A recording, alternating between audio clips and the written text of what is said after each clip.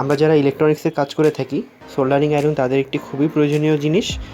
তো এই soldering iron যখন আমরা মার্কেট থেকে কিনতে যাই, যেগুলো প্রফেশনাল লেভেলের, সেগুলোর প্রাইস অনেক হাই হয় এবং সবার বাজেটের মধ্যে থাকে না, এবং সেগুলো সবাই ইউজও করতে পারে না।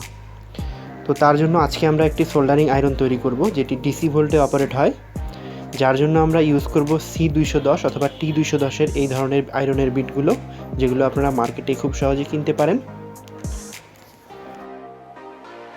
আয়রন তৈরির জন্য প্রথমে আমি বিটে সোল্ডারিং লিড ধরিয়ে নিচ্ছি। এই ধরনের বিটে সোল্ডারিং লিড ধরানোর জন্য ঝালাই পেস্ট অথবা ঝালাই লোশন ইউজ করতে হয়।